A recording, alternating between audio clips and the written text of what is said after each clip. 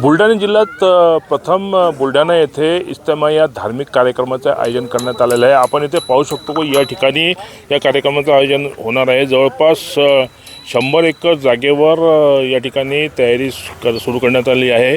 13 ते 15 डिसेंबरच्या दरम्यान या ठिकाणी या धार्मिक कार्यक्रमाचं आयोजन होईल आणि यामध्ये हजारो मुस्लिम बांधव हे पूर्ण राज्यातून या ठिकाणी येणार असल्याची माहिती आहे।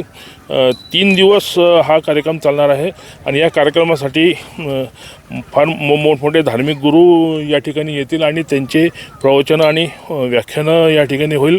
आपण इथे पाहू शकतो की हा जो परिसर आहे हा पूर्ण या ठिकाणी पूर्ण व्यवस्था करण्यात आलेली आहे। येणाऱ्याच्या अंघोळीची आणि जेवणाची सुसज्ज व्यवस्था करण्यात आली आहे। त्याचप्रमाणे शासनाने देखील या ठिकाणी अस्थायी रुग्णालय आणि रुग्णवाहिका यांची व्यवस्था केलेली आहे।